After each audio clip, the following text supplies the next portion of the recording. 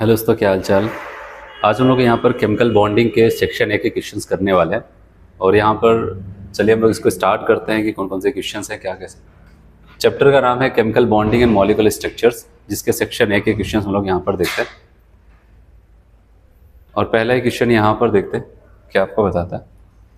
The sulphur compound in which the sulphur atom has octet configurations in its valence shell among the following.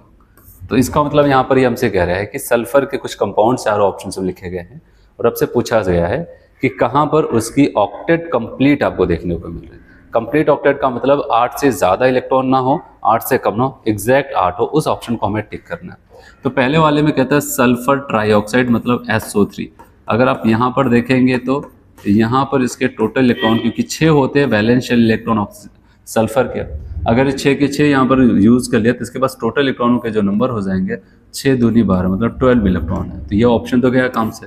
फिर क्या है sulphur hexafluoride SF6 की बात करते हैं। यहाँ पर ही आप देखेंगे सल्फर के पास 6 और 6 फ्लोरीन से लेकर के वहाँ पर उन्होंने क्या किया 12 इलेक्ट्रॉन करके ये भी खत्म हो जाता है। सी ऑप्शन कहता है सल्फर डाइक्लोराइड मतलब SCl2 की बात कर रहा है। और यहाँ पर अगर हम आते हैं, सल्फर के पास 6 इलेक्ट्रॉन होते हैं जिसमें से 2 का वो बॉन्ड के साथ खर्च करता है और इसके पास 4 इलेक्ट्रॉन बचे रह जाते हैं। अब टोटल इलेक्ट्रॉन को काउंट करें तो ये बॉन्ड पेयर है, तो यहाँ पर 2 इलेक्ट्रॉन्स आ जाएगा, 2 2 4 2 6 2 8 और यहीं पर आपको 8 इलेक्ट्रॉन देखने को मिलता है। तो हम कहेंगे यही वाला ऑप्शन हमारा करेक्ट हो जाता है। इसके अलावा सल्फर डाइऑक्साइड है, SO2 की बात करते हैं, 4 खर्च हुआ, 4 यहाँ पर, तो बताओ कि 4 दूनी 8 2 10 हो जाएगा, ये भी ऑप्शन कैंसिल हो जाएगा। ठीक है, तो हम लोग का यहाँ पर सी वाला ऑप्शन क्या हो जाता है, करेक्ट हो जाता है। चलिए अगला हम लोग यहाँ पर बात करते हैं सेकेंड। कह रहे the type of bonds are present in copper sulphate .5H2O। तो याद रखना है, यहाँ पर मैं आपको बताऊं, अगर कॉपर सल्फेट 5H2O की हम बात करते हैं तो याद रखना कॉपर और सल्फेट के बीच में Cu2 प्लस SO4 2 माइनस, इनके बीच में तो आयनिक बॉन्ड तो है ही। ठीक है, आयनिक बॉन्ड है ही। उसके अलावा सल्फर में ऑक्सीजन, सल्फर ऑक्सीजन के पास में कोवैलेंट बॉन्ड है, ऑक्सीजन हाइड्रोजन के पास कोवैलेंट बॉन्ड है। इसके अलावा ये जो वाटर यहाँ पर होता है कॉपर सल्फेट को, ये क्या कर जाता है यहाँ पर इसके साथ कोऑर्डिनेट बॉन्ड बना लेता है, कोऑर्डिनेट बॉन्ड बनाता है। और साथ साथ यहाँ पर सल्फर SO4 में H2O में यहाँ पर कोवैलेंट बॉन्ड तो पाया ही जाता है। तो बताएंगे आयनिक भी पाया जा रहा है, कोवैलेंट भी पाया जा रहा है, यहाँ तक कि कोऑर्डिनेट पाया जा रहा है। तो हम कहेंगे आयनिक का मतलब electrovalent, covalent and coordinate bond, ये सभी बॉन्ड्स वहाँ पर पाए जा रहे हैं। तो चलिए अगला देखते हैं यहाँ पर नेक्स्ट क्वेश्चन। क्वेश्चन नंबर 3 में कहा गया in the following electron dot structure, जो लिविस डॉट स्ट्रक्चर कहा जाता है, calculate the formal charge on each nitrogen atom. प्रत्येक नाइट्रोजन एटम के ऊपर क्या वहां पर फॉर्मल चार्ज पाया जाएगा, ये हमसे यहाँ पर पूछा जा रहा है। तो चलिए यहाँ पर देखते हैं, ये पहला, ये दूसरा, तीसरा, लेफ्ट से राइट चलना है तो कोई बात नहीं। चलो यहाँ से देखते हैं। आपको फॉर्मल चार्ज का फॉर्मूला याद है, मैंने कहा था फॉर्मल चार्ज बराबर आ जाएगा बैलेंस इलेक्ट्रॉन, और नाइट्रोजन के पास बैलेंस इलेक्ट्रॉन होते हैं 5। फिर बताया था नॉन बॉन्डिंग बैलेंस इलेक्ट्रॉन, जो बैलेंस इलेक्ट्रॉन में से इतने इलेक्ट्रॉन जो बॉन्डिंग में यूज नहीं हुए तो हो जाते हैं वो 4।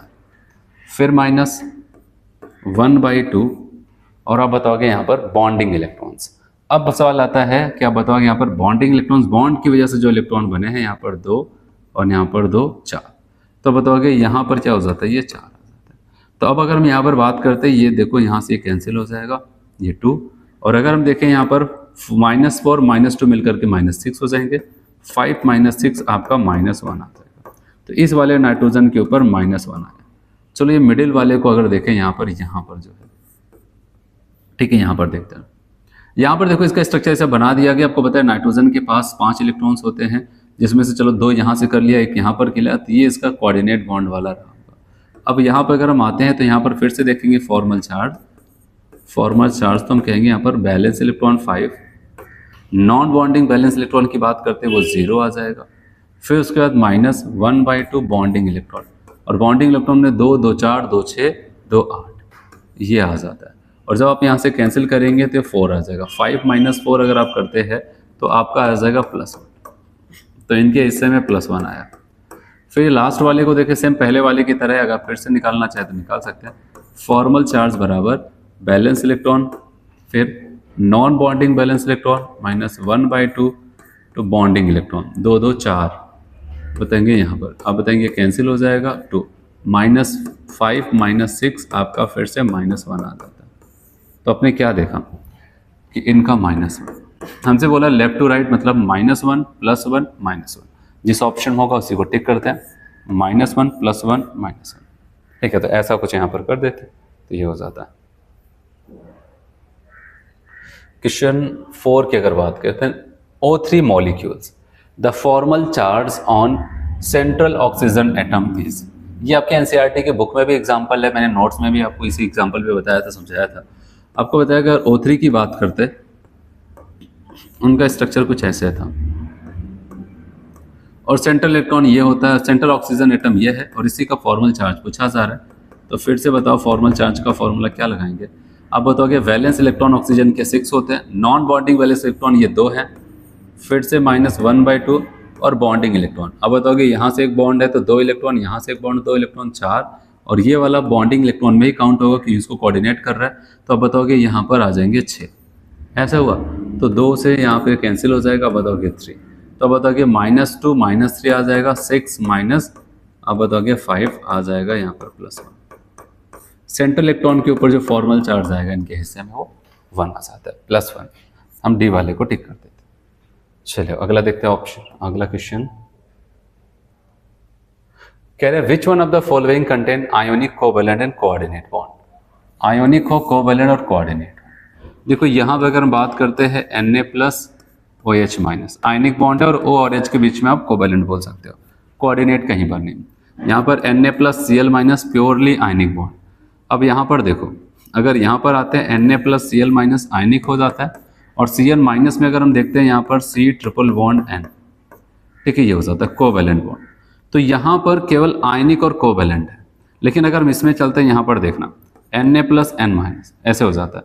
और यहाँ पर जब N और C की बात करते हैं इसके ऊपर आप देखेंगे माइनस चार्ज है, ठीक है। तो क्या हो जाएगा कि यहाँ पर ध्यान देना, ये 2 बॉन्ड तो इनके साथ बना लिया, कौन, नाइट्रोजन। तब बताओगे बना तो लिया, कोई दिक्कत नहीं।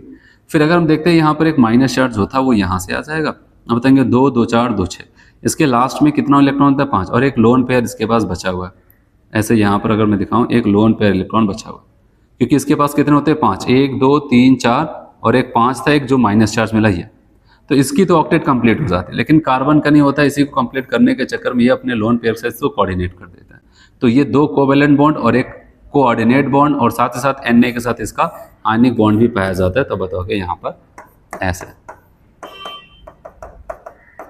ठीक है, आयोनिक, कोवैलेंट, कोऑर्डिनेट। तो डी वाला यहाँ पर याद रखना, Cl लिखता है तो कोवैलेंट ही होगा, अगर Nc लिख देता है तो कोवैलेंट के साथ साथ कोऑर्डिनेट भी आ जाता है। ये आपको ऐसे याद रखना। चलो अगला क्वेश्चन देखते हैं। विच of the following is not a characteristics of covalent compound. Covalent compound की क्या कैरेक्टरिस्टिक्स फीचर्स नहीं है या फिर क्या उनके कैरेक्टरिस्टिक्स नहीं है। बताइए लो मेल्टिंग पॉइंट सही बताया, क्योंकि मैंने कहा था एक कोवैलेंट कंपाउंड दूसरे कोवैलेंट कंपाउंड से वो क्या करता था, वंडर वॉल फोर्सेस से जुड़ा होता था, जिसकी वजह से बहुत ही सॉफ्ट गैसियस फॉर्म में या फिर कुछ लिक्विड फॉर्म में बहुत ही कम सॉफ्ट सॉलिड रूप में पाया जाता है। तो बात तो ये सही कर, हमें क्या लगाना था यहाँ पर, नॉट अ करेक्ट, ये करेक्ट है। नो डेफिनेट ज्योमेट्री ये बता दिए, ये आपका गलत बोल रहा है, क्योंकि कोवैलेंट कंपाउंड्स के पास एक डेफिनेट ज्योमेट्री होती है जिसकी वजह से एक प्रॉपर हाइब्रिडाइजेशन, प्रॉपर ज्योमेट्री, ये सारी चीजें, आइसोमेरिज्म, ये सब कुछ हमें देखने को मिलता है। क्यों? क्योंकि वो डेफिनेट वहां पर ज्योमेट्री रखते हैं। तो ये हो जाता है क्योंकि वो डायरेक्शनल होता है ना, तो इसलिए कह रहे हैं नो डेफिनेट ज्योमेट्री नहीं, ऐसा नहीं। तो बताओगे यही गलत कह रहे हैं, डेफिनेट ज्योमेट्री होती है क्योंकि वो डायरेक्शनल होते हैं, ठीक है। तो ये हो जाता है। अगला, the electron negativity of an element is low. Electron negativity उनकी काफी कम है। The bond form between 2 identical atoms of the above. Identical atoms की बात करें, अगर वही दोनों एटम जिसकी इलेक्ट्रॉन नेगेटिविटी बहुत कम अगर आपस में बॉन्ड बनाएंगे, above elements most likely to be, याद रखना, वो मेटालिक। लो इलेक्ट्रोनेगेटिव का मतलब कह सकते हैं बहुत ही ज्यादा इलेक्ट्रोपॉजिटिव, जिसकी इलेक्ट्रोनेगेटिविटी बहुत कम है, मतलब इलेक्ट्रोपॉजिटिव कैरेक्टर उसके पास ज्यादा है। और इलेक्ट्रोपॉजिटिव कैरेक्टर ज्यादा होता है किसके पास, मेटल के पास। और मेटल जब मेटल के साथ बॉन्ड बनाते हैं आइडेंटिकल एटम के साथ, तब बताओ कि वो मेटालिक बॉन्ड बनाना पसंद करता है। चलिए अगला क्वेश्चन। कह रहे pick up the incorrect statement, आपको इनकरेक्ट स्टेटमेंट को पिक करना है। कहा गया dipole moment of ammonia is due to orbital dipole and result dipole is same directional. आपसे कहा गया इनकरेक्ट, सही कह रहे अमोनिया का जो डायपोल मोमेंट हमें देखने को मिलता है, तो वहां पर बताया गया, यहाँ पर एक टर्म यूज करता है ऑर्बिटल डायपोल, मतलब लोन पेयर इलेक्ट्रॉन की वजह से और जो बॉन्ड पेयर हो उनकी वजह से वो सेम डायरेक्शन में देखने को मिलता था। अब बताओ ये लाइन सही कह रहा है। स्पेशल केस था, मैंने कहा इंपॉर्टेंट है, हर कोई याद रखेगा ये, ठीक है। नाइट्रोजन और हाइड्रोजन में तो नाइट्रोजन की तरफ डायपोल बनेगा ये, और लोन पेयर और एटम में लोन पेयर की तरफ हट जाता है। तो ये लोन पेयर की वजह से और ये तीनों हाइड्रोजन की वजह से सभी डायपोल सेम डायरेक्शन में देखने को मिलता है, इसी की वजह से उसका डायपोल हमें ज़्यादा अच्छा खासा देखने को मिलता है। हमसे इनकरेक्ट पूछा, ये तो करेक्ट है। In BF3 bond dipoles are higher but dipole moments zero, सही कह रहे हैं। देखो अब यहाँ पर अगर हम बात करते हैं BF3 को देखते हैं, बॉन्ड डायपोल मतलब कि हर एक बॉन्ड आपको पोलर बॉन्ड देखने को मिलेगा। जैसे आप यहाँ पर देखो, अगर आप देखो B और F के बीच में तो पोलैरिटी काफ़ी अच्छी खासी है, तो डायपोल आपको देखने को मिल रहा है, लेकिन इसके बावजूद तीनों डायपोल एक दूसरे के साथ एक तो सेम है और कितना 120 एंगल पे लग रहे हैं, तो ये नॉन पोलर हो जाता है। तो ये लाइन सही कह रहे हैं कि उनका जो बॉन्ड की बात करेंगे तो बॉन्ड तो कोई एक पर्टिकुलर बॉन्ड को देखेंगे और डायपोल होगा, क्योंकि दो डिफरेंट एटम के बीच में बना है, लेकिन ओवरऑल कंपाउंड्स का डायपोल मोमेंट क्या हो जाएगा, वो जीरो होगा। ये सही कह रहा है, हमें इनकरेक्ट लगाना है। Dipole moment of is vector quantity, ये भी सही होता है। तो कहाँ पर गलत होगा, तीन ऑप्शन तो सही हो गए। कह रहे O2 and H2 show bond dipole due to polarization, गलत, ठीक है। इसी को हमें टिक करना था, क्योंकि अगर होमोडाइटोमिक मॉलिक्यूल्स है, सेम एटम के बीच में बॉन्ड बना है, तो कोई पोलरिटी वहां पर देखने को नहीं मिलती। हम कहेंगे डी वाला ही ऑप्शन यहां पर करेक्ट हो जाता। चलो 9 number, which one of the following has the lowest dipole moment. कौन ऐसा है जिसके पास सबसे कम डायपोल मोमेंट आपको देखने को मिलता है, ठीक है। सबसे कम डायपोल मोमेंट आपको कहां पर देखने को मिलेगा।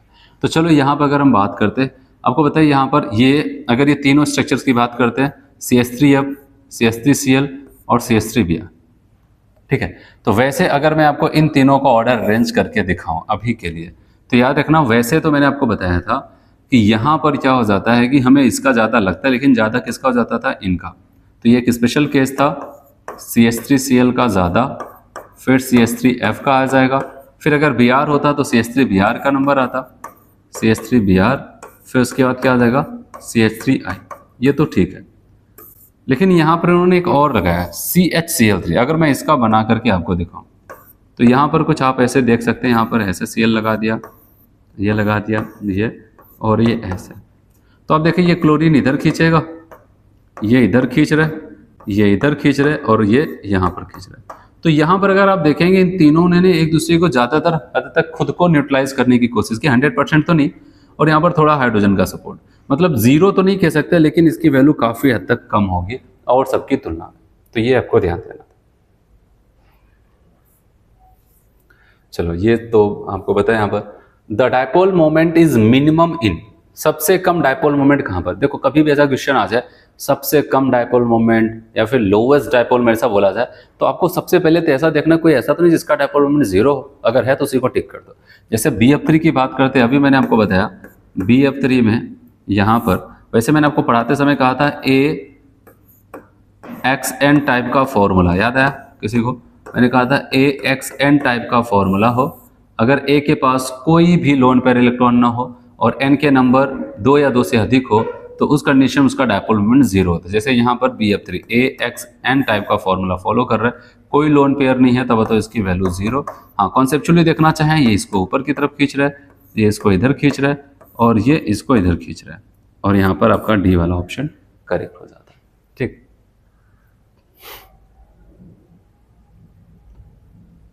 इलेवन नंबर में आते हैं the molecules having smallest bond angle is, सबसे कम बॉन्ड एंगल कहाँ पर होगा। तो मैंने आपको बताया था बॉन्ड एंगल की अगर हम बात करते हैं, सबसे पहले क्या हो जाएगा, 1 हाइब्रिडाइजेशन, बताया था, याद है। फिर अगर इससे ना डिसाइड हो पाए तो हम दूसरे कॉन्सेप्ट पे चलते हैं, तो bond angle 1 lone pair of electron, ठीक है। फिर थर्ड, अगर इससे ना डिसाइड हो पाए तो बॉन्ड एंगल मैंने कहा था, आज पहली बार कोई अब यहाँ पर डायरेक्टली होगा। अब बताओगे electron negativity of central atom, याद आ रहा है, सेंट्रल एटम, ये हो जाएगा। अगर उससे भी ना डिसाइड हो तो फिर से बॉन्ड एंगल को मैंने कहा था 1 अपान क्या हो जाएगा, electron negativity of surrounding atom.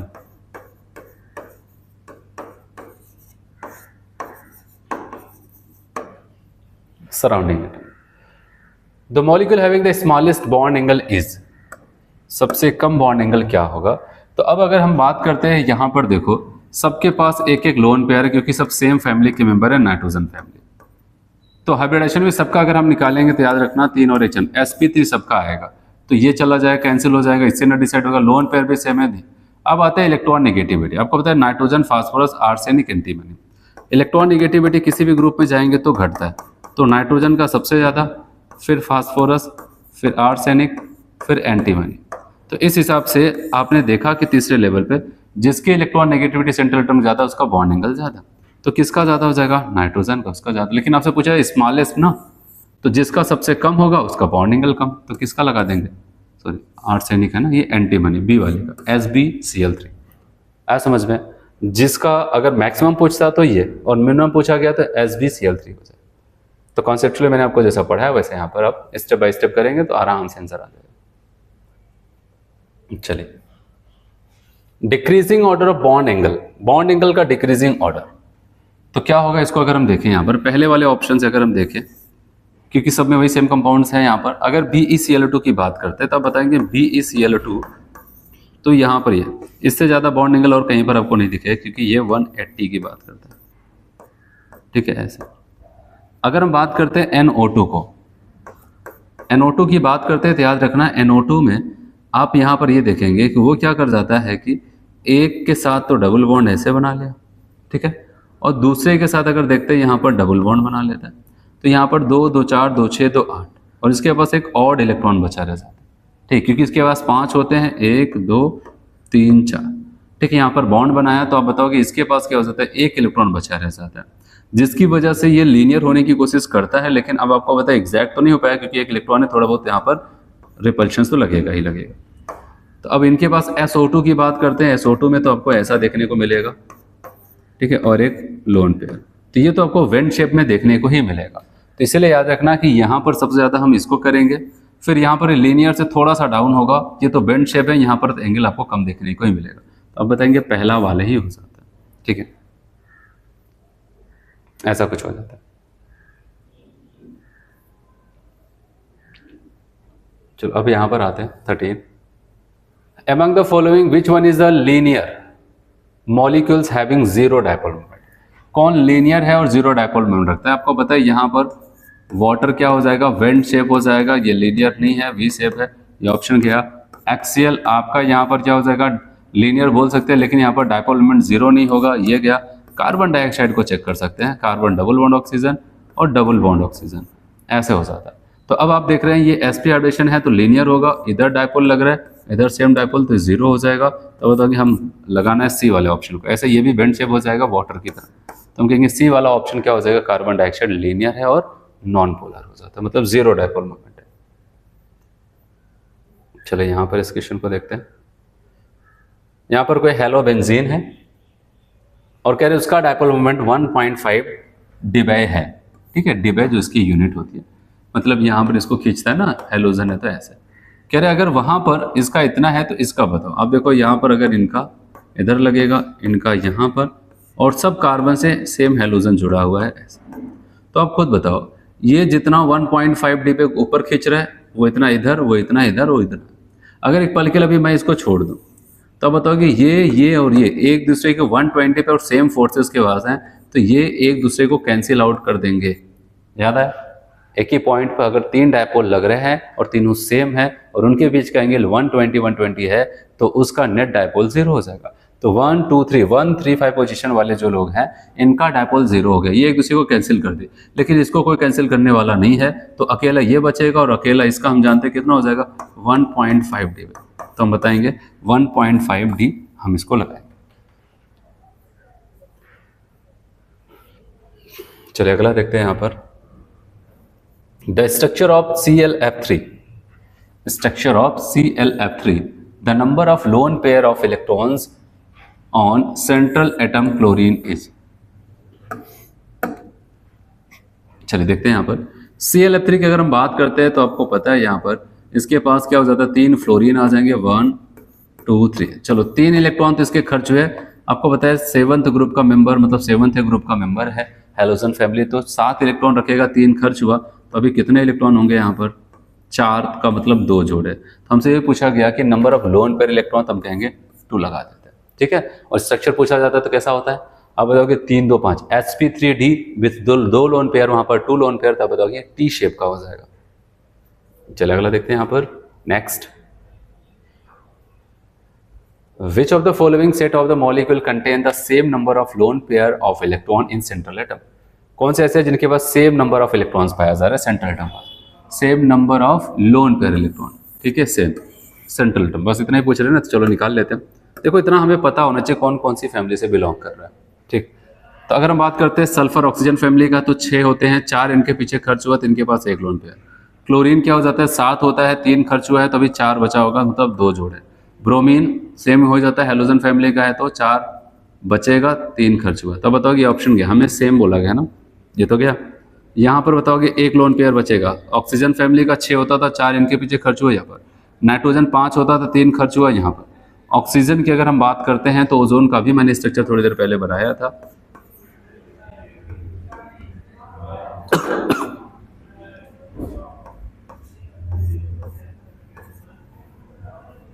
ठीक है। तो अगर हम लोग देखते हैं यहाँ पर ऑक्सीजन का, तो ऑक्सीजन में ओजोन में जो सेंट्रल में पाया जा रहा है इसके पास लोन पेयर कितना हो जाता है, 1। तो बताओगे यहाँ पर 1 लोन पेयर होगा। हम यहाँ पर बात करने वाले सेंट्रल एटम का बोला गया था ना, सेंट्रल एटम, तो सेंट्रल एटम के पास 1 ही लोन पेयर, हम कहेंगे भाई इसी को टिक करना पड़ेगा, ठीक है।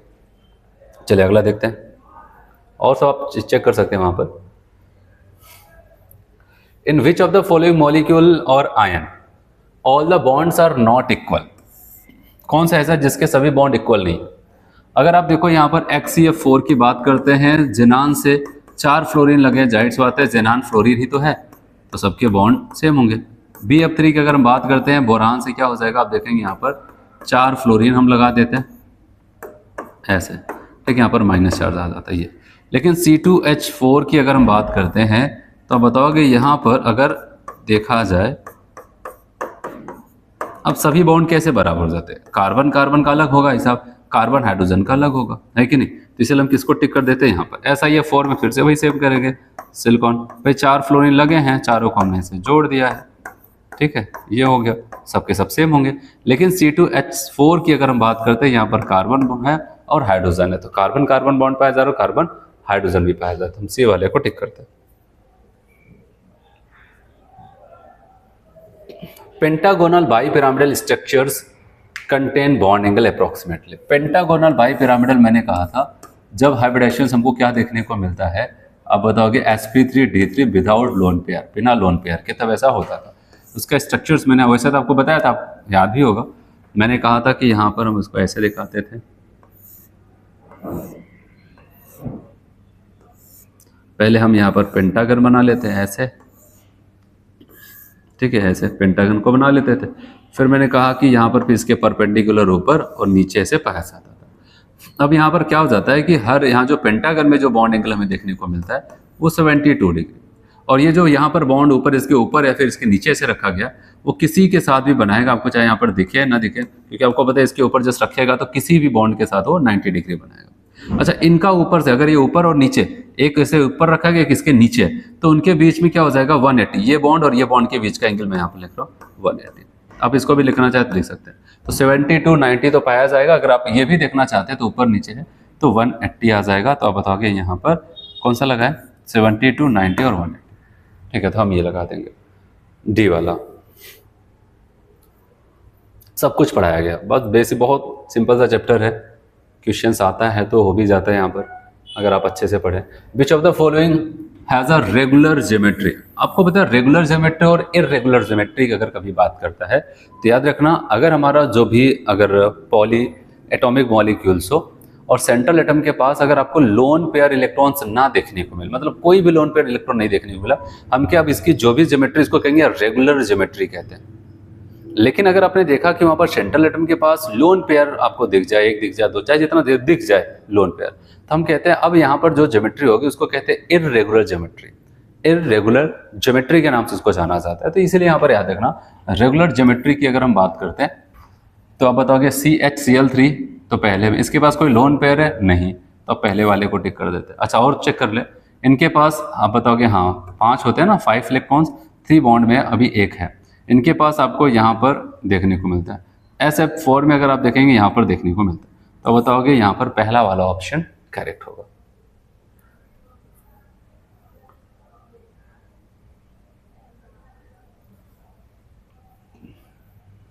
द ASF5, ठीक है, आर्सेनिक पेंटा फ्लोराइड। अगर हम बात करते हैं ASF5 तो 5 इलेक्ट्रॉन इसके पास थे, आर्सेनिक नाइट्रोजन फैमिली का है, 5 का यूज किया गया है, 5 बॉन्ड बनाए गए हैं, मतलब 5 सिग्मा बॉन्ड इसके अराउंड देखने को मिलेगा, जिसकी वजह से इनका हाइब्रिडेशन आप करेंगे तो sp3d आ जाता है। क्या आ जाता है? sp3d।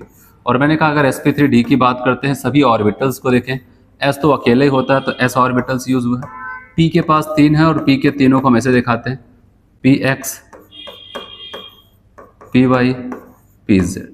फिर ये d वाला जो हो जाता है हम कहेंगे ये कौन सा d वाला है, dz स्क्वायर, क्योंकि d तो 5 होता है, dxy dyz zx, उसका dx square minus y square और dz स्क्वायर। तो यहाँ पर अगर अकेला sp3d है तो वह याद रखना, वो जो d कोई और नहीं, वहाँ पर dz स्क्वायर वाला ऑर्बिटल ही जाता है। तो इस हिसाब से हम बताएंगे यहाँ पर d वाला ऑप्शन करेक्ट हो जाएगा। चलो नेक्स्ट देखते हैं। Select the molecule which has only 1 pi bonds, जिसके पास केवल 1 पाई बॉन्ड्स पाया जा रहा है, आप उसको सेलेक्ट करो। ठीक है, यहाँ पर तो हमको लगता है इनकम्प्लीट, यहाँ पर ऐसा होना चाहिए ना ये, तब बताओगे क्योंकि CH ट्रिपल बॉन्ड CH होगा, यहाँ पर 2 पाई पाया जा रहा है, यहाँ पर एक एल्डिहाइड के अंदर पाया जाएगा, याद आया ना, एल्डिहाइड में क्या हो जाएगा, अब बताओगे COH, ऐसे होता है, इतना तो पता होगा 2। और यहाँ पर आते हैं, यहाँ पर आपको 1 दिख रहा है और यहाँ पर एक यहाँ से और एक इसके अंदर दिखेगा, तब बताओगे हमारा कौन सा टिक हो जाएगा, C, जिसके अंदर केवल 1 पाई बॉन्ड पाया जा रहा है। चलो अगला question, ratio of number of sigma and pi bonds in 1 butene 3 आइन।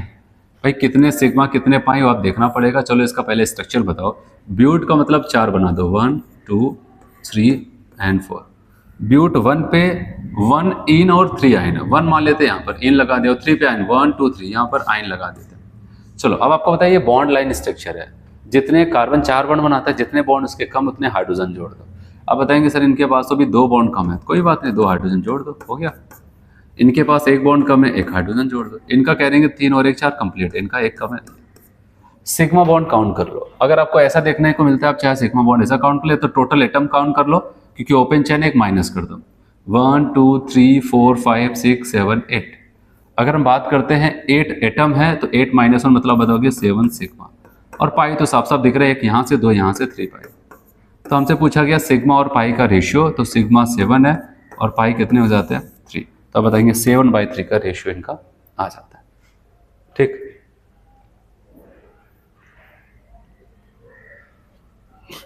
चलो अगला देखते हैं यहाँ पर, correct statement about CO3 minus ion.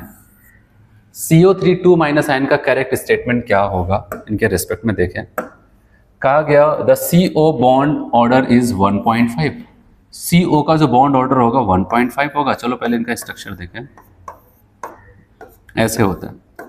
जब रेजोनेटिंग स्ट्रक्चर हो जाता था हम इसको ऐसे देख सकते थे, अगर बॉन्ड ऑर्डर देखना है, ठीक है, तो हम यहाँ पर ऐसा कर सकते हैं, कितने बॉन्ड्स हैं 1 2 3 4, total number of bonds upon total number of resonating structures. और रेजोनेटिंग स्ट्रक्चर का मतलब सिंपल सा आप कह सकते हैं सिग्मा बॉन्ड कितना 1 2 3, ऐसे भी देख सकते थे। तो ये 4/3 आ गया और 4/3 आ जाएगा 1.33 समथिंग, ऐसे आएगा। तो यहाँ पर 1.5 तो नहीं हो रहा है, आप बताओगे गलत हो आप। फिर अगला, the formal charge on off each oxygen atom is minus. Minus तो इसके चार्ज को बता रहा है, ठीक है, माइनस चार्ज की बात कर रहे हैं, 0.67। चलो चेक करते हैं। फॉर्मल चार्ज अगर आपको किसी आयनिक कंपाउंड में ऐसे देखने को मिलता है, मतलब कितना चार्ज आ रहा है पर ऑक्सीजन के एटम के बीच में। अब बताओ अगर वैसे देखें तो 2 ऑक्सीजन के ऊपर एक एक माइनस, एक के पास कुछ नहीं, लेकिन पर एटम के हिस्से में हम ऐसे कहेंगे तो कहेंगे कितना माइनस चार्ज है, बताओगे -2, और कितने ऑक्सीजन पे घूम रहा है वो 3। तो 2/3 जब हम यहाँ पर देखते हैं, ठीक है, माइनस तो रह गई। अब बताओगे 3 6 18, यहाँ पर 6.7, तो बताओगे ये सेकंड वाला स्टेट में है, हमें सही लग रहा है। ठीक है, तो कह रहा है यहाँ पर it has 2 CO single bond and 1 CO bonds. ठीक है, तो अब बताओगे 2O सिंगल मतलब यहाँ पर 2O, it has a 2 CO single bond and 1 CO double bonds. तो ये भी तो सही है, बस यहाँ पर अगर हो सकता है कि इसको गलत कर रहे थे, यहाँ पर CO माइनस बोल देते बहुत, और क्या, नहीं तो 2 CO बॉन्ड तो आपको यहाँ पर देखने को मिले, एक डबल बॉन्ड देखने को मिल रहा है। द हाइब्रिडाइजेशंस ऑफ सेंट्रल एटम में sp3 नहीं sp2 हो जाता है, ये आपको दिख रहा है। ठीक है, तो ऐसा कुछ है, यहाँ पर 2 CO माइनस सिंगल बॉन्ड पाया जा रहा है, तो माइनस की वजह से इसको नहीं टिक करवा रहे हैं। ठीक है, ऑप्शन में इसको बताया जा रहा है। तो आप वैसा देखा जाए तो अगर यहाँ पर 2 CO सिंगल बॉन्ड तो दिख रहा है, सबको दिख रहा है, और एक CO डबल बॉन्ड, तो ये भी सही होना चाहिए। बहुत ज़्यादा अगर इसको हटा रहे हैं तो यहाँ पर माइनस साइन नहीं है, इसकी वजह से हटा सकते हैं। चलो अगला देखते हैं यहाँ पर। What is the percentage of subshell in H2O molecule? देखो H2O मॉलिक्यूल में, H2O में अगर इसका हम ऑक्सीजन का हाइब्रिडाइजेशंस देखें, 1 लोन पेयर 2 लोन पेयर हाइब्रिडेशंस अगर यहाँ पर देखते हैं 1 2 3 4 4 आ रहा है, तो sp3, और sp3 है तो आपको पता है अगर टोटल 4 लोग हैं उसमें से s की परसेंटेज देखना है तो कितना आ जाएगा, 25% आएगा, है कि नहीं।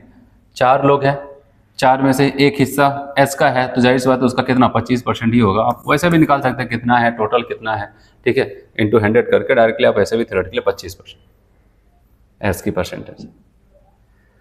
Which of the following have same hybridations but not isostructural? कौन ऐसे हैं जिनके हाइब्रिडेशन तो सेम है लेकिन स्ट्रक्चर सेम नहीं है? तो चलो देखा जाए, पहले वाले ऑप्शन में चले। यहाँ पर ClF3 है, ClF3 में अगर मैं आपको दिखाऊं तो क्लोरीन है, 7 होता 3 खर्च हुआ, तो यहाँ पर तो आप देखेंगे 3 2 5, यहाँ पर आप बताओगे sp3 डिहाइब्रिडेशन इसका आ जाता है। चलो इनका अगर देखें हम लोग I माइनस का देखें तो पहले यहाँ पर एक आयोडीन, दूसरा आयोडीन, ये तीसरा, तीनों को जोड़ दें। ठीक है, ये तीनों तो किनारे वाले तो खोजें, क्यों बताओ, क्योंकि आपको पता है इसमें कोई तामझाम नहीं। ठीक है, 7 लेते थे, एक बॉन्ड बनाना था, इन्होंने बना लिया, एक इलेक्ट्रॉन दे करके ऐसे इन्होंने बॉन्ड बना लिया। ठीक है, ऐसे, और अब बचा है यहाँ पर एक एक इलेक्ट्रॉन की शेयरिंग। अब लेकिन अगर हम सेंट्रल एटम के पास आते हैं, सेंट्रल एटम की बात आती है, कहता है भाई मेरे पास 7 होता है, 2 खर्च हुआ, भी 5 बचा होगा, तो अब यहाँ पर क्या हो जाता है, 2 यहाँ पर और 2 यहाँ पर, 4 इलेक्ट्रॉन तो जोड़े में हो गए, तो क्या एक ऑड इलेक्ट्रॉन होगा, नहीं। अब बताओ एक माइनस चार्ज भी तो है, कहाँ गया, एक माइनस चार्ज भी तो है, तो यहाँ पर एक इलेक्ट्रॉन था और उसी पे आ जाता है माइनस चार्ज, तो ये आ जाता है। अब अगर इनका हम हाइब्रिडेशंस देखें तो 1 बॉन्ड पेयर 2 बॉन्ड पेयर 2, और कितने लोन पेयर 1 2, इनको भी नेगेटिव चार्ज को लोन पेयर की तरह देखते थे, 1 2 3 4 एंड 5, तो इसका वर्जन देते हैं sp3 दिया जाएगा। तो बताओगे 25 की अगर हम बात करते हैं तो इसके ए वाले में दोनों का ऑप्शन सेम है। अगर हम देखें यहाँ पर ये sp3 2 लोन पेयर था, ठीक है, क्योंकि कह रहे हैं नॉट आइसोस्ट्रक्चरल, sp3 2 लोन पेयर का मतलब मैं आपको बताऊं ये कैसा होगा, ये टी शेप का होगा, कैसा टी, जबकि ये मैं आपको बता दूं sp3 प्लस 3 लोन पेयर आपको पता है कैसा हो जाता है, लीनियर। ठीक है, सेम हाइब्रिडाइजेशंस बट नॉट आइसोस्ट्रक्चरल्स। अब बताओगे यहाँ पर फर्स्ट ऑप्शन यहाँ पर आपका करेक्ट हो जाता है। ठीक, चलिए अगला देखते हैं। इसके अलावा इन सबको भी आप चेक करना कर सकते थे, क्योंकि नाइट्रोजन फैमिली, ये नाइट्रोजन फैमिली, बोरान, ये हेलोजन फैमिली, इसके पास जो आप देखेंगे हाइब्रिडेशन ही मैच नहीं करेगा, ये sp3 हो जाएगा, यहाँ पर 3 2 5 हो जाएगा, sp3d आ जाएगा। ठीक है, ये आ जाता है, ये sp3 और दोनों आइसोस्ट्रक्चरल हो जाएंगे। यहाँ पर आप देखेंगे तो आपको देखने को मिलेगा। चलो आगे देखते हैं, शेप ऑफ SF4 के शेप की बात करते हैं तो सल्फर आपको पता है कौन सी फैमिली का, ऑक्सीजन फैमिली का, तो 4 को पहले से जोड़ दो भाई, यहाँ पर ये देख रहे, अभी एक लोन पेयर बचा ही है। अब बताओ 1 2 3 4 एंड 5, अब बताओ कि sp3d है कि नहीं, सल्फर है ना, sp3d और कितना है, 1 लोन पेयर है, तो क्या बनाएगा बताओ, sp3, सब कुछ पढ़ाते समय बताया, sp3d पे 3 कैसे हो सकते हैं, 1 लोन पेयर तो शीशा शेप, 2 लोन पेयर तो टी शेप, 3 लोन पेयर तो लीनियर। तो बताओगे यहाँ पर क्या हो जाएगा, ये लीनियर। कैसा हो जाएगा? लीनियर। सॉरी, यहाँ पर 1 है ना, 3 होता तब लीनियर। हम क्या बनाएंगे? एक पे तो शीशा शेप, शीशा शेप, शीशा शेप। चलिए अगला 27। Which one of the following does not match with respect to the shape of the molecules? Molecule के शेप के रेस्पेक्ट में कौन सी चीज आपको नहीं मैच करती हुई दिखाई दे रही है?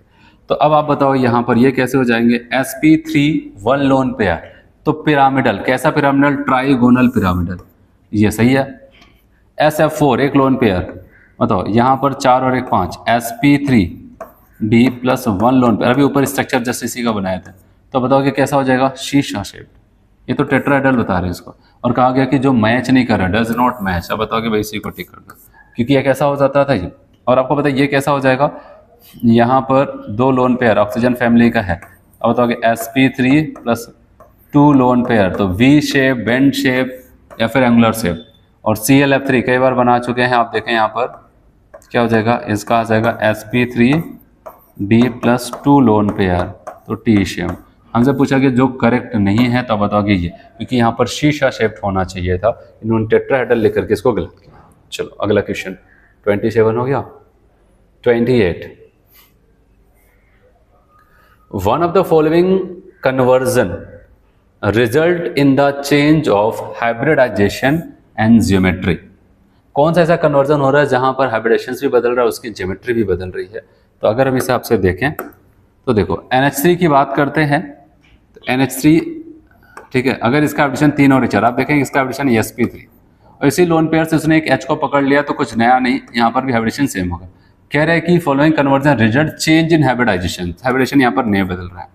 अगर यहाँ पर मैं बताऊँ इसके पास 2 लोन पेयर था, ये sp3 था, इनके पास एक H पकड़ लिया लोन पेयर से, इसमें कोई परिवर्तन नहीं होगा, बस वो लोन पेयर जहाँ पर वैसे हम इसको काउंट करते हैं वहाँ पर एक बॉन्ड को काउंट करेंगे।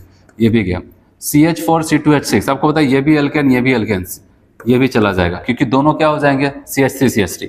अच्छा यहाँ पर आते हैं, यहाँ पर BF3 है, तो यहाँ पर आपका हाइब्रिडेशन sp2 दिखेगा और ये ट्राइगोनल प्लेनर दिखेगा, ट्राइगोनल प्लेनर। और यहाँ पर BF3, अभी मैंने एक यहाँ बनाया था, यहाँ पर मैंने कहा यहाँ पर इसके पास कितने हो जाते हैं? बताओ कि इसके पास तो 3 ही इलेक्ट्रॉन थे, एक माइनस चार्ज आने का मतलब इसके पास एक इलेक्ट्रॉन और मिला है, ठीक है, ऐसे यहाँ पर माइनस इसी के ऊपर है, तो ऐसा कुछ यहाँ पर हो जाता है। तो आप बताओगे यहाँ पर क्या हो जाता है कि अब यहाँ पर हम कहेंगे ये हाइब्रिडेशन इसका हो जाएगा sp3 और साथ ही ये हो जाएगा टेट्राहेड्रल, ठीक है, टेट्राहेड्रल आ जाएगा। समझ में आया? तो बताओ कि डी वाले को ही टिक किया जाएगा।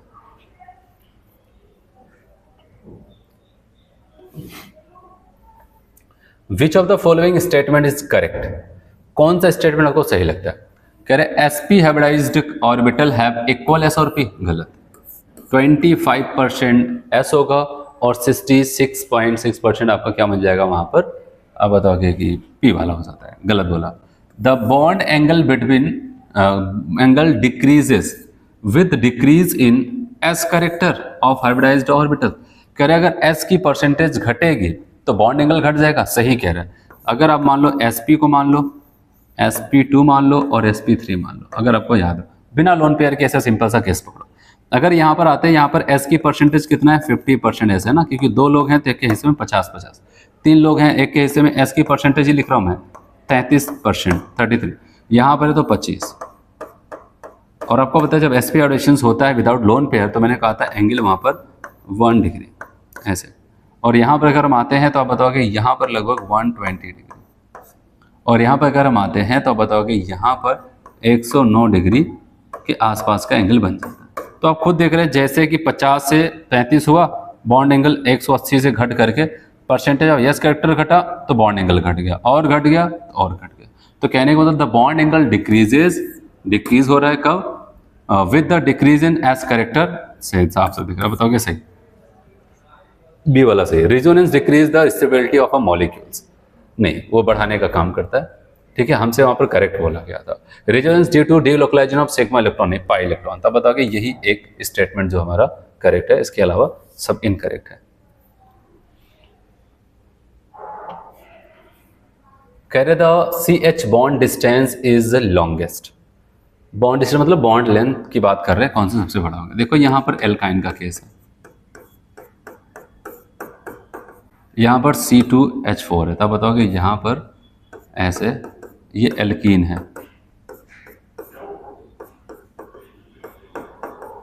ये C2H6 ये तो एल्केन है।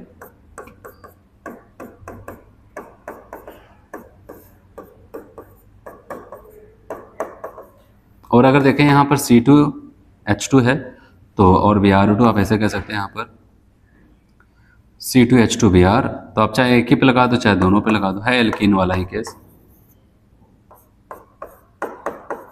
ठीक है, अब मैं आपको बताऊं यहाँ पर क्या होता है। देखो जहाँ पर परसेंटेज ऑफ एस करेक्टर ज़्यादा होगा वहाँ पर इलेक्ट्रॉन नेगेटिविटी ज़्यादा होगी और वहाँ पर CH बॉन्ड लेंथ सॉल्ट हो जाएगा। इस हिसाब से अगर हम लोग यहाँ पर देखते हैं, यहाँ पर परसेंटेज, यहाँ पर sp एडवेशन है तो यहाँ पर 50%, यहाँ पर ये sp2 है, ठीक है, और यहाँ पर ये sp3 है, और यहाँ पर ये क्या हो जाएगा sp2 आ जाता है। ठीक है, ऐसे। तो इस हिसाब से अगर हम लोग देखें यहाँ पर, इस हिसाब से अगर हम लोग यहाँ पर देखें तो आप बताओगे ये एल्केन हो जाता है। यहाँ पर S की परसेंटेज सबसे कम है, और याद रखना जहाँ पर S की परसेंटेज सबसे कम होगा वहाँ पर इलेक्ट्रॉन नेगेटिविटी भी क्या हो जाएगी, वो कम होगी। जहाँ पर इलेक्ट्रॉन नेगेटिविटी कम होगी वहाँ पर क्या हो जाएगा, CH बॉन्ड लेंथ की वैल्यू क्या हो जाएगी, ज़्यादा। तो आप बताओगे इस हिसाब से हमें C वाले ऑप्शन को लगाना पड़ेगा क्योंकि एल्केन का केस है। चलो अगला देखते हैं यहाँ पर 31।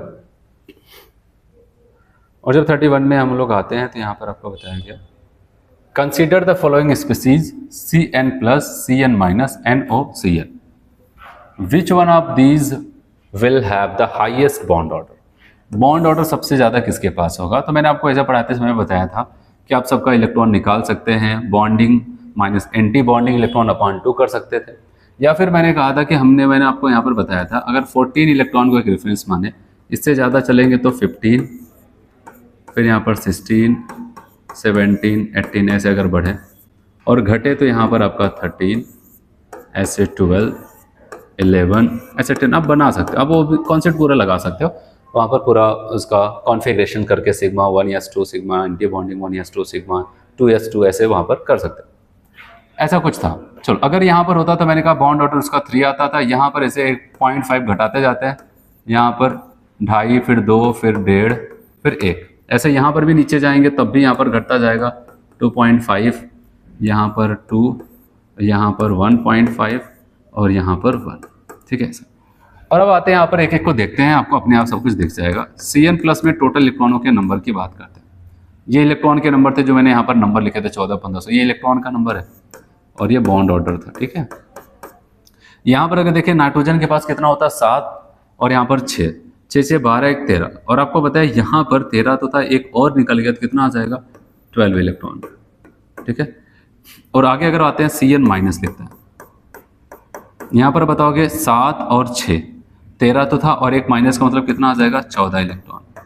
और अगर आगे आते हैं यहाँ पर NO की बात करते हैं, देखो इसके पास 8, इसके पास 7, 7 7 14 और एक 15, बताओगे 15 इलेक्ट्रॉन। फिर इसके बाद अगर हम बात करते हैं Cn तो 7 और 6 यहाँ पर 13 आ जाएगा। चलो सबके पास इलेक्ट्रॉन के नंबर अलग अलग है ना।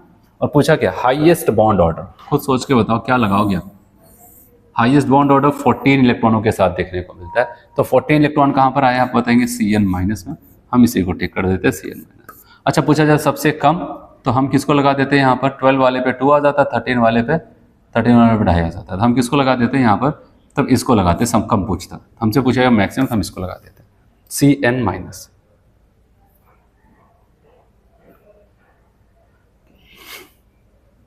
चलिए अभी आपको ऊपर बताया उसी फिर से क्वेश्चन है, increasing order of bond order. Bond order का बढ़ता हुआ क्रम आपको बताना है।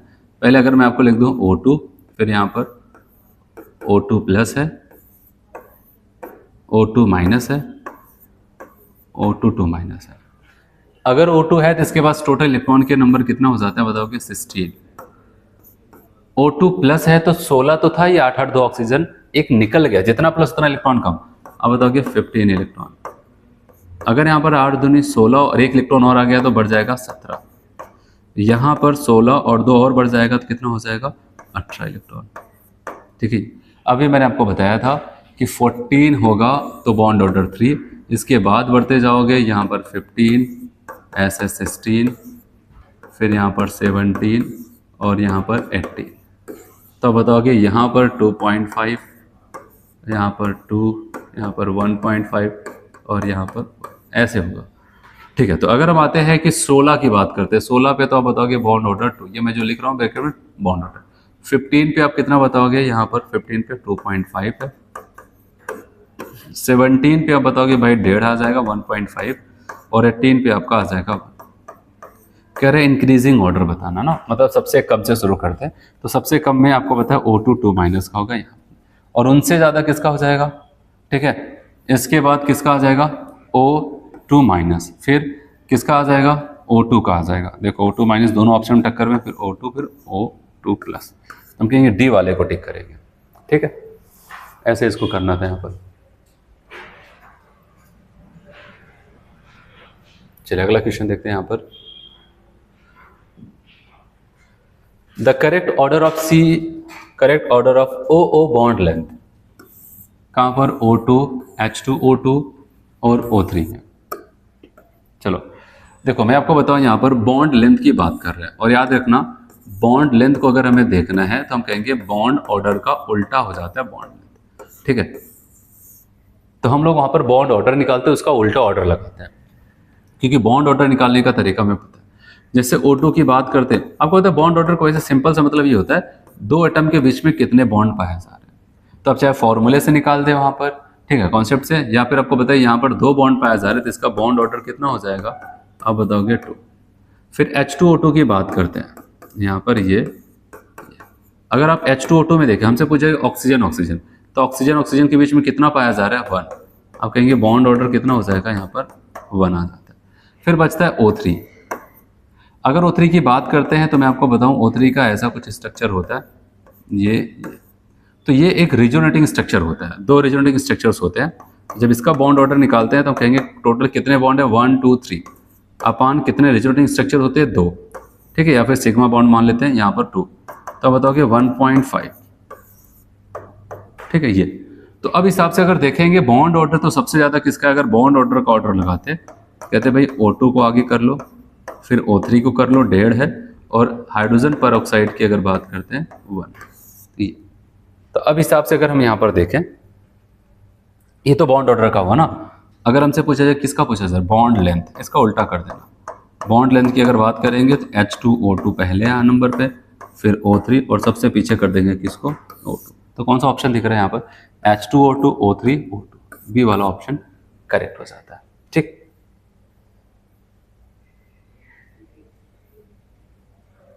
चलिए नेक्स्ट देखते हैं। यूजिंग MOT मतलब molecular orbital theory, compare O2 plus O2 minus species and choose the incorrect options. तो इनकरेक्ट ऑप्शंस क्या होगा, और उसके बाद अगर हम बात करते हैं O2 प्लस, यहाँ पर O2 माइनस। अगर इनके पास टोटल इलेक्ट्रॉन बताओ, 16 में से एक गया तो बताओगे 15 इलेक्ट्रॉन, और 16 में एक और जोड़ दिया तो 17 इलेक्ट्रॉन। 14 पे होता है 3, तो 15 पे घट करके 0.5 आ जाएगा इतना। ठीक है, और अगर हम बात करते हैं यहाँ पर 16 पे हो जाएगा 2 और 17 पे हो जाएगा 1.5। ये बॉन्ड ऑर्डर में लिख रहा हूँ। और अब चीज मैं आपको यहाँ पर ये बता दूं कि स्टेबिलिटी, ठीक है, बॉन्ड स्ट्रेंथ या फिर बॉन्ड एनर्जी, ये सब के सब क्या हो जाएंगे, बॉन्ड ऑर्डर के डायरेक्टली प्रोपोर्शनल होते हैं। ये भी आपको पता होना चाहिए। कौन सा कंपाउंड कितना ज़्यादा स्टेबल होगा, जितना ज़्यादा वो बॉन्ड बनाया है, जितना ज़्यादा उसके पास बॉन्ड ऑर्डर है, उतना ज़्यादा उसकी बॉन्ड की स्ट्रेंथ या फिर बॉन्ड एनर्जी होगी। चलो अब ऑप्शन पे आते हैं। कह रहे O2 minus is less stable. O2 minus बताओ इसका बॉन्ड ऑर्डर कितना है, यहाँ पर 1.5 है और ये 2 है। अच्छा हमें इनकरेक्ट बताना है, ये तो करेक्ट है, सही कह रहे हैं, क्योंकि इसका बॉन्ड ऑर्डर कम तो ये कम स्टेबल होगा ही होगा। फिर कह रहे both O2 plus and O2 minus are paramagnetic. बताओ, मैंने कहा था जब तक उनके पास ऑड इलेक्ट्रॉन होगा, क्या होगा, ऑड इलेक्ट्रॉन होते हैं तो ऑलवेज वो पैरामैग्नेटिक होंगे। हाँ, इवन नंबर ऑफ इलेक्ट्रॉन होंगे तो वो क्या हो जाते हैं, वो डायामैग्नेटिक, लेकिन 2 मैंने आपको बताया था 10 और 16 छोड़ करके। ठीक है, लेकिन यहां पर आप बताओगे ऑड है तो आप बताओगे बात सही कह रहे हैं, पैरामैग्नेटिक ही होगा। O2 plus have a higher bond order than O2 minus. O2 plus के पास ज्यादा बॉन्ड ऑर्डर होगा O2 माइनस से, ये भी सही कह रहे हैं। फिर क्या गलत होगा? O2 plus is diamagnetic while O2 minus paramagnetic नहीं, दोनों के पास 15 और 17 का मतलब ऑड इलेक्ट्रॉन्स हैं, दोनों पैरामैग्नेटिक होंगे, जैसे कि सेकंड ऑप्शन में। डी ऑप्शन इसलिए गलत हो जाएगा, इनको डाया लेकर उनको पैरा लिखा, ठीक है। तो बताइए डी वाला। Next 35, the pair of species that has same bond order in the following. कौन ऐसे जिनके पास सेम बॉन्ड ऑर्डर होगा, मतलब जिनके पास same number of electron, same bond order हो सकता है, ठीक है, ऐसे ही। लेकिन उसके अलावा मैंने आपको बताया था कि हम देखते थे 14 का 3 होता था, उसके बाद आप बताओ कि 13 का भी 2.5 और 15 का भी 2.5 होता था। तो हम वहाँ पर देखेंगे, अगर सेम है तब तो सेम होगा ही होगा, लेकिन उसके अलावा अगर सेम नहीं है तब भी हम वहाँ पर चेक करेंगे, तो हमें चेक करना पड़ेगा। चलो यहाँ पर देख लेते हैं। CO के पास टोटल इलेक्ट्रॉन कितना बताओगे? 8, 6, 14 इलेक्ट्रॉन, सही है। NO के पास बताओ 8, 7 कितना हो जाएगा? 15 और 1 इलेक्ट्रॉन निकल गया, 14 इलेक्ट्रॉन हो गया, पहले ही ऑप्शन। बॉन्ड ऑर्डर दोनों के पास कितना है? 3, सेम बॉन्ड ऑर्डर आ जाता है। अच्छा और चेक करना चाहते हैं? बताओ 8, 7, 15 और 1, 16 इलेक्ट्रॉन। बताओ यहाँ पर क्या हो जाएगा? 7, 6, 13 और 1, 14 इलेक्ट्रॉन, ठीक है। यहाँ पर 3 हो जाएगा, यहाँ पर कितना हो जाएगा? 1 घटा देंगे, यहाँ पर 2। ऑक्सीजन में आपको पता है 2 बॉन्ड ऑर्डर हो जाता है, और यहाँ पर कितना हो जाता है? 3 हो जाता है, ये साफ साफ दिख रहा है, ये भी। O2 में 2 बॉन्ड ऑर्डर, यहाँ पर 1 हो जाता है, तब बताओ गलत।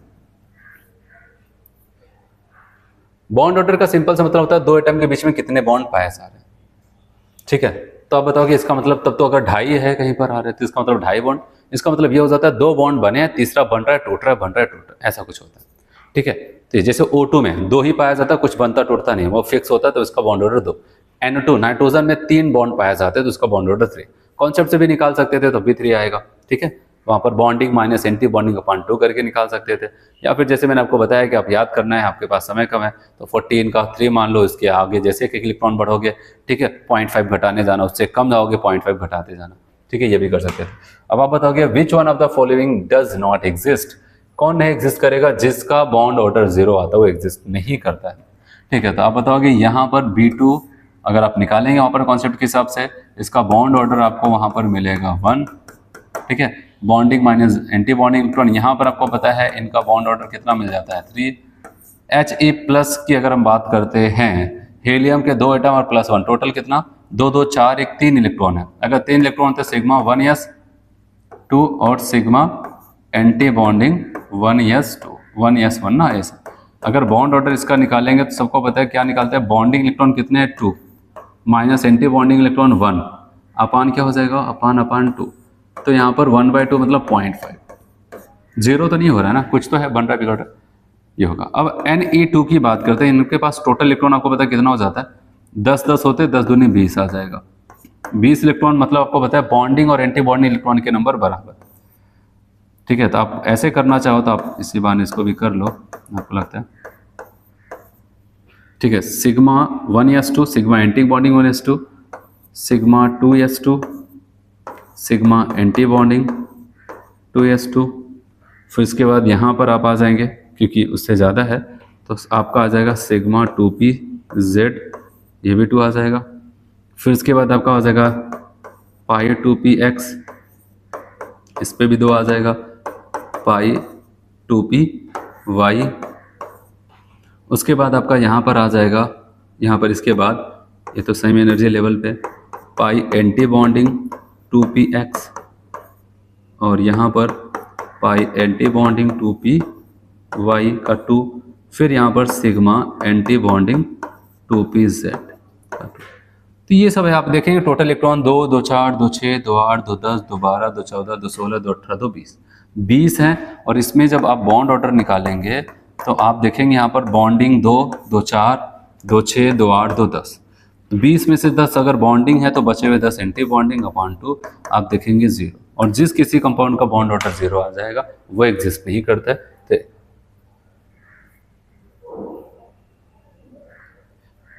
चलो अगला आपको बताता है विच इज फॉल।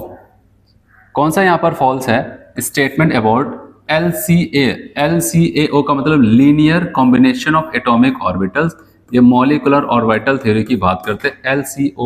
LCAO को याद रखना, linear combination of atomic orbitals, क्योंकि मॉलिकुलर ऑर्बिटल थ्योरी कहता था कि एटॉमिक ऑर्बिटल्स लगभग सेम एनर्जी के एटॉमिक ऑर्बिटल आपस में कंबाइन करते थे, कंबाइन करके नए ऑर्बिटल्स को जन्म देते थे, उसमें से जिसको मॉलिकुलर ऑर्बिटल कहते हैं, तो उसमें से आधे की एनर्जी कम होती थी उस एटॉमिक से और आधे की उससे ज़्यादा होती थी। वही कहानी की बात कर रहा है। तो आपसे पूछा कि इसके लिए कौन सा स्टेटमेंट आपको सही नहीं लगेगा। कह रहे addition of atomic orbital result into molecular orbital. सही तो कह रहे एटॉमिक ऑर्बिटल आपस में मिलेंगे तो वहां पर क्या बन जाएगा, मॉलिकुलर ऑर्बिटल्स। ये तो सही है। कह रहे atomic orbitals of nearly same energy combine to form molecular orbitals. कह रहे atomic orbital of nearly same energy are combined to form molecular orbital. सही तो कह रहे। फिर कह रहे bonding molecular orbitals occupy higher energy than atomic. ये गलत बोल गया। जो बॉन्डिंग होते हैं ना, मैंने कहा एटॉमिक ऑर्बिटल आपस में लेते उनकी एनर्जी ये थी, आपस में कंबाइन किया, कंबाइन करने के बाद क्या हो जाता है, जितने एटॉमिक ऑर्बिटल कंबाइन किए उतने ही नए मॉलिकुलर ऑर्बिटल्स बनेंगे। उसमें से आधे की एनर्जी कम और आधे की एनर्जी ज़्यादा होगी। जिसकी एनर्जी कम होती है एटॉमिक ऑर्बिटल से उसको कहते हैं बॉन्डिंग मॉलिकुलर ऑर्बिटल, जिसकी ज़्यादा उसको एंटी बॉन्डिंग। और इसी का कंट्राडिक्शन यहाँ पर बोला गया है कि बॉन्डिंग मॉलिकुलर ऑर्बिटल केवल हायर एनर्जी नहीं, वो लोअर पाया जाता है किससे, एटॉमिक से। तो इसका मतलब यही इनकरेक्ट स्टेटमेंट था, फॉल्स। कह रहे थे bond order of CO molecule is, CO molecule में कितना हो जाएगा, 8 और 6 14 हो जाता है। 14 इलेक्ट्रॉन है तो आपको बताया कितना बॉन्ड ऑर्डर बताओगे, 3। क्या पूछता है यहाँ पर, which of the following diatomic molecule species has only pi bonds. Pi bond occupied to molecular orbital theory. Molecular MOT से कौन ऐसा बताता है जिसके पास केवल पाई इलेक्ट्रॉन्स पाए जाते हैं। तो सबको पता होना चाहिए C2 होगा। कैसे, मैं आपको बताता हूँ। C2 की अगर बात करते हैं इसका टोटल इलेक्ट्रॉन केवल 12 इलेक्ट्रॉन, ये वेपर फॉर्म में एग्जिस्ट करता है। कैसे, यहाँ पर देखो, अगर हम देखें 12 इलेक्ट्रॉन को, sigma 1s2, sigma anti bonding 1s2, उसके बाद हम आ जाएंगे sigma 2s2, sigma anti bonding 2s2। कितने इलेक्ट्रॉन खर्च हो गए, 4 4 8। इसके बाद आपको पता है कि अगर 14 या फिर लेस देन 14 होता है तो पाई 2px पाई 2py पहले आता है और सिग्मा 2pz बाद में आता है। तो अब हम यहाँ पर पहले लिख देते हैं पाई 2px और यहाँ पर पाई 2py। ज़रूरत पड़ेगी तो आगे सिग्मा 2pz पे भी देखेंगे। लेकिन अब देखो, अगर हम देखें यहाँ पर इलेक्ट्रॉन की अगर हम बात करते हैं तो 1s2 2s2 sigma 1s2 sigma anti bonding 1s2 sigma 2s2 sigma anti bonding 2s2 8 हो गया। अब देखो 9 10 11 12, मतलब इन दोनों के ऊपर 2 इलेक्ट्रॉन पड़ेंगे और पढ़ते ही वहां पर क्या हो जाता है, टोटल इलेक्ट्रॉन फिनिश। और याद रखना, अगर किसी का हमने देखा मॉलिकुलर ऑर्बिटल्स में बॉन्डिंग ऑर्बिटल्स का एंटी बॉन्डिंग ऑर्बिटल्स भी पाया जा रहा है, उसमें सेम इलेक्ट्रॉन है, तो उनका बॉन्ड में कोई योगदान नहीं होगा। जैसे सिग्मा 1s चाहता था कि मैं सिग्मा बॉन्ड बना दूं, लेकिन सिग्मा एंटी बॉन्डिंग 1s ने क्या किया, उसको खत्म कर दिया। इन्हें अपने मकसद में कामयाब नहीं। सिग्मा 2s2 चाहता था सिग्मा बॉन्ड बना दे 2s के साथ, लेकिन इसका anti bonding sigma anti bonding 2s ने उसको नकार दिया।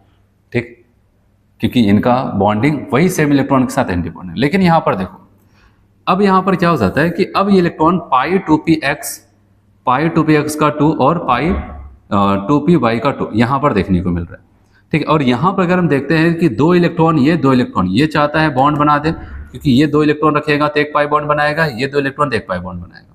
और इनको तोड़ने के लिए, इनको काटने के लिए इनके एंटी बॉन्डिंग में इलेक्ट्रॉन है ही नहीं, क्योंकि इसके बाद तब इनके एंटी बॉन्डिंग का नंबर आता पाई एंटी बॉन्डिंग 2px, ठीक है, पाई एंटी बॉन्डिंग 2py का नंबर आता। अब बताओ, यहाँ तक इलेक्ट्रॉन पहुंचा ही नहीं, यहीं तक पहुंच करके खत्म हो गया। इसके पहले तक जितने थे वो तो आपस में निपट गए, तो बच्चे ही चाहिए। तो जिसकी वजह से आप बताओ कि जहां पे इलेक्ट्रॉन जाकर के खत्म होगा, जिसका एंटी बॉन्डिंग नहीं पाया जा रहा, उसी की वजह से बॉन्ड बनेगा।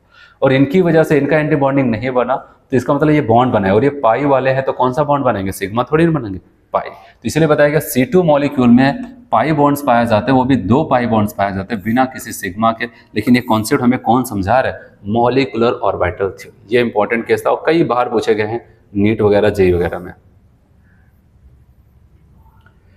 चलिए, विच of the following is paramagnetic. तो पैरामैग्नेटिक और डायमैग्नेटिक को पहचानने का सिंपल सा तरीका, उनके टोटल इलेक्ट्रॉन को काउंट करते हैं। अगर वो इवन नंबर में मिलते हैं, सम संख्या में मिलते हैं, तो हम कहेंगे डायामैग्नेटिक। ऑड नंबर पे मिलते हैं, विषम संख्या में, तो हम कहते हैं वो क्या हो जाएगा, पैरामैग्नेटिक। लेकिन एक्सेप्शन क्या था, 10 एंड 16 की अगर बात करते हैं तो एक्सेप्शंस, तो चलो उसको भी ध्यान में जरूर रखिएगा। यहाँ पर 7 7 14 इलेक्ट्रॉन की बात आती है तो अब बताओगे डायामैग्नेटिक। 2 इलेक्ट्रॉन की बात आएगी डायामैग्नेटिक। यहाँ पर 3 3 6 इलेक्ट्रॉन की बात आएगी diamagnetic.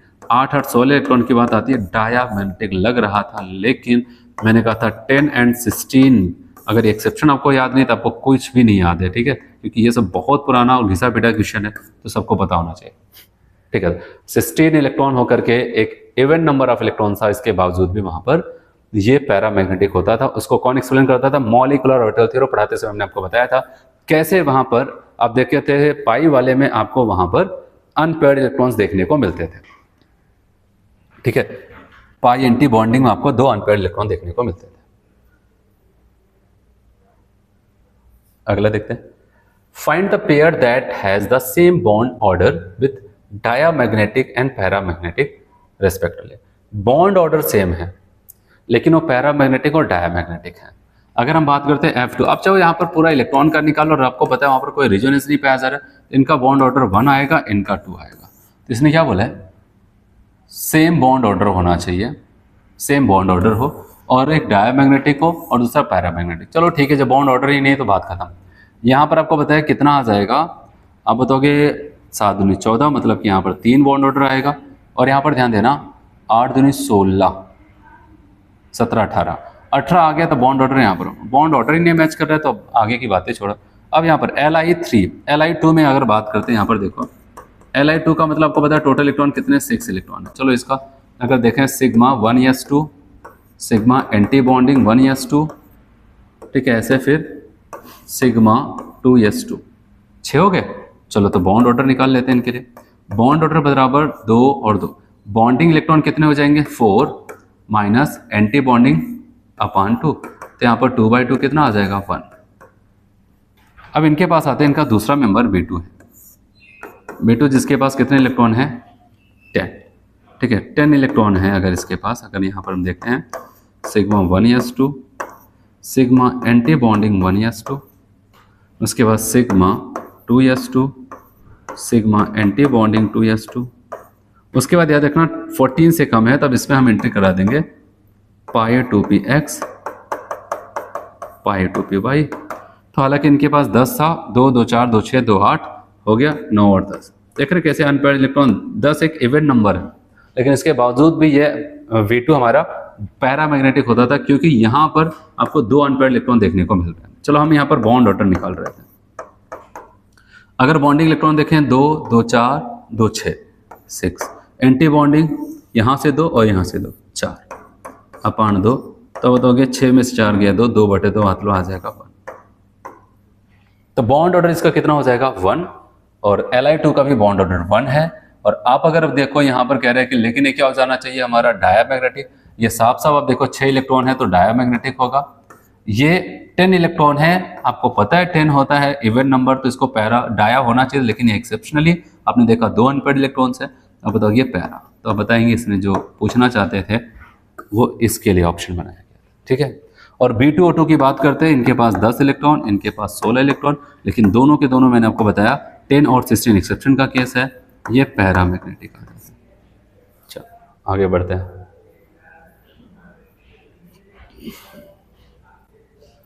The paramagnetic behaviour of B2 is due to presence of, B2 के पास पैरामैग्नेटिक, अब भी यहाँ पर नीचे भी इसके पहले क्वेश्चन आपको बताया। अब बताओगे पाई 2px और पाई 2p बॉन्डिंग पाई ऑर्बिटल्स में आपको 2 अनपेयर्ड इलेक्ट्रॉन्स देखने को मिले, तो बताओगे 2 unpaired electrons in pi B का मतलब बॉन्डिंग पाई ऑर्बिटल्स में 2 अनपेयर्ड, साफ साफ यही होगा 2 अनपेयर्ड इलेक्ट्रॉन्स। ये स्टार का मतलब एंटी बॉन्डिंग गलत, 2 अनपेयर्ड इलेक्ट्रॉन्स सिग्मा वाले में गलत, ठीक है, सब गलत है। तो आपका यहाँ पर ये वाला सही हो जाएगा। चलिए अगला देखते हैं। यहाँ पर कह रहे हैं कि intramolecular hydrogen bonding is formed in water में, इंटरमोलिकुलर, एक वाटर मॉलिक्यूल दूसरे वाटर मॉलिक्यूल के बीच में इंटरमोलिकुलर। अमोनिया में भी, बेंजोफिनॉल में तो पाया नहीं जाएगा। चलो यहाँ पर सैलिसिलिक एसिड की बात करते हैं। सैलिसिलिक एसिड, सैलिसिलडिहाइड है ना, सैलिसिलडिहाइड, हाँ। तो यहाँ पर याद रखना, यहाँ पर ये CHO ग्रुप है, उसके जस्ट ऑर्थो पोजीशन पे ये तो इसको कहते हैं सैलिसिल डिहाइड। याद रखना, इसका ऑक्सीजन और इनका हाइड्रोजन आपस में बॉन्ड बना लेगा, और यहाँ पर है तो एक ही मॉलिक्यूल, उसी के अंदर बॉन्ड बना तो कहेंगे हाइड्रोजन बॉन्ड था, लेकिन कैसा, इंट्रा वाला है, intra molecular hydrogen bonding salicylaldehyde के अंदर पाया जाएगा। ठीक, चलो अगला देखते हैं। Strongest hydrogen bond is shown by, सबसे स्ट्रॉन्ग हाइड्रोजन बॉन्ड कहां पर आपको देखने को मिलेगा, और आपको पता है कि मैंने आपको बताया था वहां पर पढ़ाते समय HF सबसे ज्यादा आ जाएगा, फिर OH आ जाता था, फिर यहां पर NH आ जाता था, ये आ जाता था, बताओगे यहां पर hydrogen fluoride.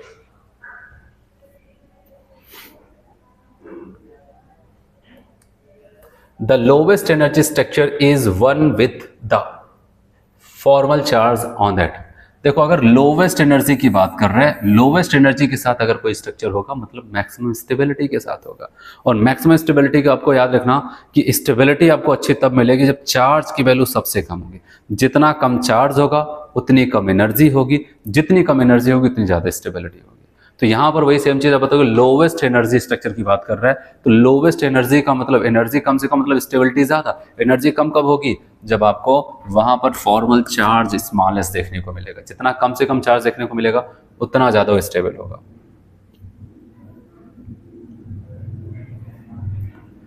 Which of the correct increasing order of lone pair electrons on central atom? ये सब तो हमें पता होना चाहिए। चलो, आयोडीन के पास 7 होता था, सातों फ्लोरीन के पीछे खर्च, 0 है। 7 में से 5 इनके पीछे गया तो अभी 1 लोन पेयर बचा। क्लोरीन भी उन्हीं फैमिली का मेंबर है, 7 रखता है, 3 खर्च हुआ, अभी इनके पास क्या हो जाता है, 4 का मतलब 2 जोड़े। जेनान 8th ग्रुप का मेंबर हो जाता है, 8th ग्रुप का, तो 2 खर्च हुआ, 8 होता था, अभी 6 बचा, मतलब 3 जोड़े बन गया। इससे अच्छा ऑप्शन कौन हो सकता है, 0 lone pair, 1 lone pair, 2 lone pair, 3 lone pair. पहले ऑप्शन ठीक हो जाता है। ठीक है, अगला देखते हैं। V bonded molecules, V bonded या फिर यहां पर कोवैलेंटली बॉन्डेड हो सकता है, covalently bonded molecule MX3 T shape. The number of non bonding pair of electrons, आपको बताया है टी शेप कहां पर बनता था, बताओगे जहां पर sp3 हाइब्रिडेशंस प्लस 2 लोन पेयर था, यही तो था। तो इसका मतलब यहां पर जो M रहा होगा, इसके पास 3 X तो लगे हैं, ठीक है, इसके पास यहाँ पर 2 लोन पेयर इलेक्ट्रॉन्स भी हैं, तभी टी शेप का होगा। और यहाँ पर अगर ऐसा बोल रहा है तो हम कहेंगे कि इनके पास कितने लोन पेयर होने चाहिए था, 2, तब बताएंगे सेकंड वाला यहाँ पर करें। चलो अगला देखते हैं 48।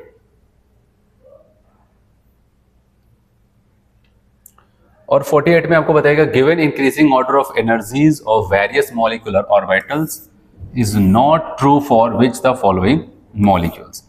तो इस मॉलिक्यूल का जो यहाँ पर आपको इनका इंक्रीजिंग ऑर्डर अरेंज किया गया, किसके लिए ट्रू नहीं होगा, सिग्मा 1 या सिग्मा एंटी बॉन्डिंग यानी सिग्मा 2 या सिग्मा एंटी बॉन्डिंग 2s। लेकिन सिग्मा 2p z से पहले उन्होंने पाई 2px पाई 2py को बताया, इसका मतलब ये केस किसके लिए एप्लीकेबल होगा, अब बताओ उनके लिए जहां पर इलेक्ट्रॉन के नंबर 14 से लेस देन और इक्वल टू 14 होगा, उन्हीं के लिए ये कॉन्सेप्ट फिट बैठेगा। और ऐसा अगर आता है तो अब बताओगे कि यहां पर उनके लिए फिट बैठेगा। लेकिन हमसे पूछा ये किसके लिए फिट नहीं होगा, नॉट ट्रू, जहां पर अब बताओगे ये जो पूछा जरा ग्रेटर देन 14 होगा। तो बताओगे यहाँ पर टोटल इलेक्ट्रॉन 5 5 10 आ जाएंगे, 6 6 12 इलेक्ट्रॉन आ जाता है, और यहाँ पर 7 7 14 इलेक्ट्रॉन आ जाएगा, और यहाँ पर 8 8 16। तो बताओगे ये 14 से ग्रेटर है, ये 14 या फिर 14 के लेस देन है, तब ये कॉन्सेप्ट फिट होता है, ये उनसे ज़्यादा है तो ऑक्सीजन पे नहीं फिट बैठेगा।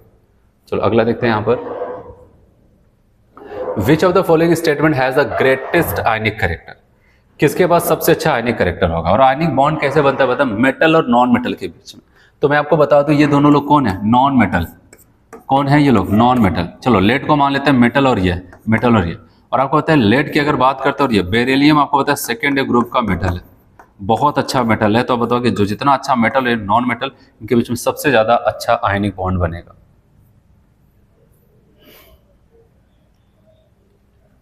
पूछा गया है molecular species the total number of anti bonding electrons इस स्पीसीज में। अगर O2 माइनस की बात करते हैं, O2 की बात करते हैं, O2 2 माइनस, मैंने आपको एक कॉन्सेप्ट भी बताया था, आप उससे भी कर सकते हैं।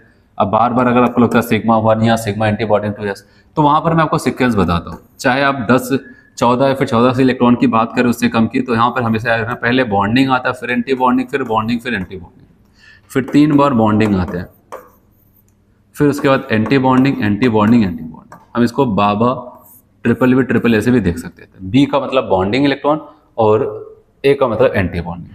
अब यहाँ पर टोटल इलेक्ट्रॉन आपको पता कितने हैं इनके पास, यहाँ पर 16 और एक 17 इलेक्ट्रॉन। 17 इलेक्ट्रॉन को आप यहाँ पर दिखा दो, तो ऐसे क्रम साथ 2 के चलते, 2 फिर 2 4 2 6 2 8 2 10 2 12 2 14 14 2 16 और एक 17। ठीक है, ऐसे इनके पास आते हैं। इनके पास टोटल इलेक्ट्रॉन 16 है। यहाँ पर भी देखते हैं कितने बॉन्डिंग कितने एंटी बॉन्डिंग इलेक्ट्रॉन कहाँ पर होंगे। चलो 16 इलेक्ट्रॉन को दिखाएं, 2 2 4 2 6 2 8 2 10 2 12 2 14 2 16। फिर यहाँ पर आते हैं, यहाँ पर 16 2 18 इलेक्ट्रॉन आ जाते हैं। और अब अगर हम बात करते हैं यहाँ पर फिर से वही सेम कॉन्सेप्ट, ट्रिपल बी और ट्रिपल ए ऐसे। तो 16 18 इलेक्ट्रॉन को दिखाएंगे, 2 2 4 2 6 2 8 2 10 2 12 2 14 2 16 2 18। तो ऐसा कुछ यहाँ पर हो जाता है। तो चलो अब हम देखें, हमसे पूछा गया था एंटी बॉन्डिंग इलेक्ट्रॉन्स के नंबर। देखो ये 2 हो जाएंगे, 2 4 हो जाएगा, 2 6 और एक 7, तो इसमें 7 इलेक्ट्रॉन आ जाएगा। चलो इनके पास आते हैं, 2 2 4 2 6, यहाँ पर 6 इलेक्ट्रॉन। इनके पास आते हैं 2 2 4 2 6। ठीक है, यहाँ पर ये भी है ना, 2 2 4 2 6 2 8 इलेक्ट्रॉन आ जाता है। ठीक है, ऐसा कुछ यहाँ पर हो जाता है। अगर हम इसको देखते हैं तो इस हिसाब से हम कहेंगे 7 होगा, 6 होगा, फिर 8 होगा। तो हम पहले वाले को यहाँ पर टिक कर देते हैं। ठीक है, तो यहाँ तक आपके section a chemical bonding and molecular structure का जो क्वेश्चन था वो कंप्लीट हो जाता है। तो अगले लेक्चर पे हम लोग यहाँ पर सेक्शन बी के क्वेश्चंस करेंगे। ठीक है, थैंक यू।